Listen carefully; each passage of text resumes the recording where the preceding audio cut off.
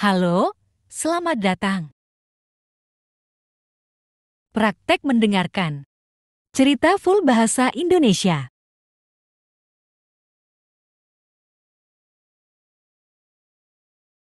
Kisah dunia peri. Dahulu kala, jauh di dalam hutan, ada kehidupan yang begitu makmur.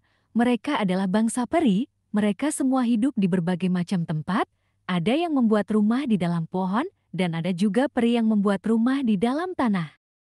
Mereka berukuran sangat kecil, bahkan lebih kecil daripada seekor lalat. Para peri memiliki sifat yang adil dan tidak suka berbohong, sehingga mereka hidup dengan makmur dan semua hewan menyukai mereka.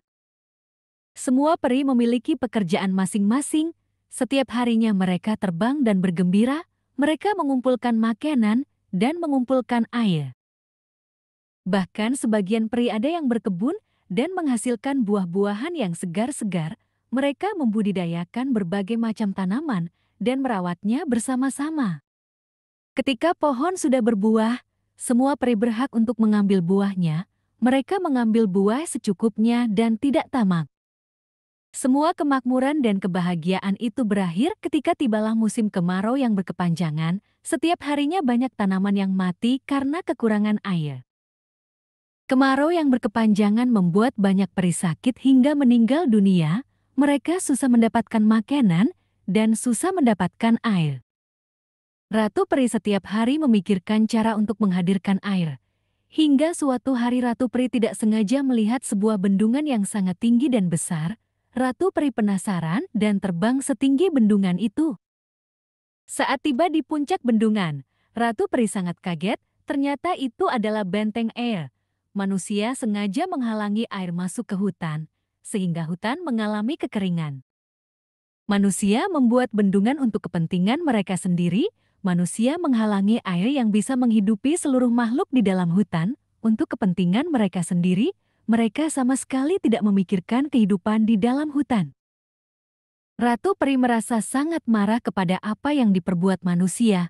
Karena ulah manusia yang serakah, mereka hampir membunuh seluruh makhluk di dalam hutan.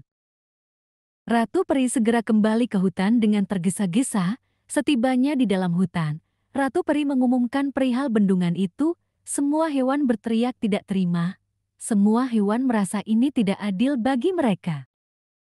Ratu peri memerintahkan untuk setiap jenis hewan harus mengumpulkan semua anggotanya dan kembali berkumpul di tempat itu besok. Keesokan harinya, Ratu peri bersama semua peri kembali ke tempat berkumpulnya semua hewan. Puluhan ribu hewan yang sudah berkumpul, mulai dari hewan besar seperti gajah, jerapah, banteng, badak, beruang hingga hewan kecil pun berkumpul di tempat itu. Ratu peri mengajak semua hewan untuk pergi menghancurkan bendungan itu. Ratu peri memerintahkan agar semua hewan membawa batu atau kayu. Batu dan kayu akan digunakan untuk menghancurkan bendungan itu. Suara gemuruh terdengar dari dalam hutan. Para hewan berjalan menuju bendungan itu. Para manusia yang berada di balik bendungan ketakutan mendengar suara gemuruh itu.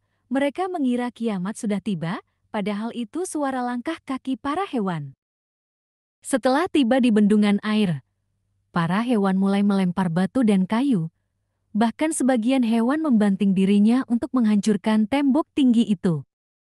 Puluhan ribu hewan bekerja sama menghancurkan bendungan, hingga darah dan keringat bercucuran di badan mereka. Sedikit demi sedikit air mulai keluar dari retakan bendungan air itu. Hingga setelah bendungan mengalami kerusakan besar, akhirnya bendungan runtuh dan air pun mengalir ke dalam hutan. Ribuan hewan bersorak-sorak gembira dan kembali ke dalam hutan.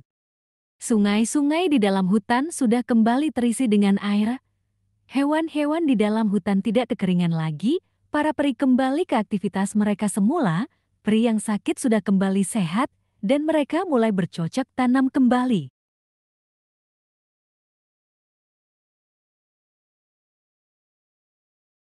Kisah terenggiling yang baik hati. Dahulu kala, di sebuah padang sabana, tinggallah seekor terenggiling. Terenggiling mempunyai sifat dan pribadi yang baik hati dan suka menolong hewan lainnya. Dia juga pribadi yang periang, sehingga hewan lainnya sangat menyukainya. Pada suatu hari, di tengah kerukunan hewan di padang sabana, datanglah seekor singa. Singa memburu dan membuat takut semua hewan yang ada di sana. Semua hewan bersembunyi di balik semak-semak. Di balik semak-semak bersembunyilah banyak hewan. Salah satunya adalah tupai. Tupai sangat ketakutan karena singa semakin mendekat di persembunyiannya. Badan tupai gemetaran karena dia sangat takut. Dan dia membuat rumput di sekitarnya bergerak. Singa melihat rumput yang terus bergerak itu. Akhirnya tahu di balik semak-semak pasti ada daging segar. Singa semakin mendekati rumput itu dan menemukan si tupai. Tupai semakin gemetaran saat singa menunjukkan taring dan cakarnya kepada si tupai.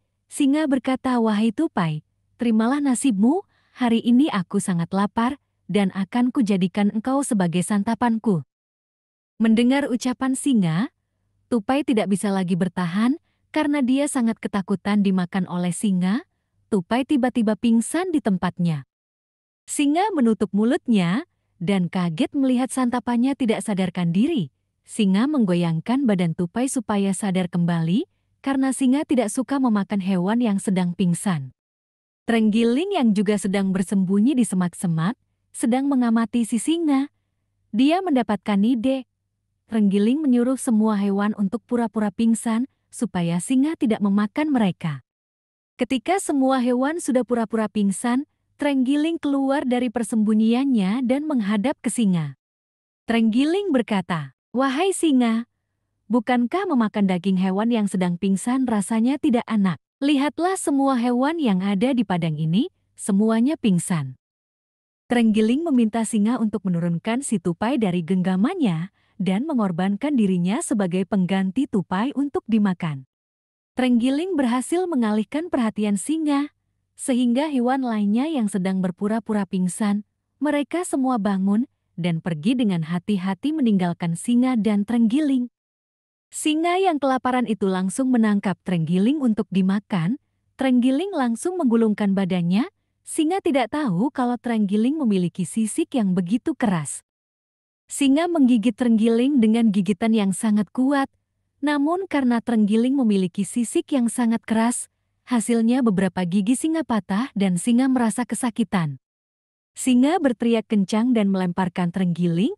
Singa memegang mulutnya yang kesakitan karena giginya yang patah. Singa itu kabur meninggalkan padang dengan perutnya yang keroncongan karena dia tidak jati memangsa terenggiling. Terenggiling segera berlari dan menuju hewan-hewan lainnya. Semua hewan menyambut gembira kedatangan terenggiling karena terenggiling berhasil menyelamatkan nyawa mereka semua dan berhasil mengusir si singa.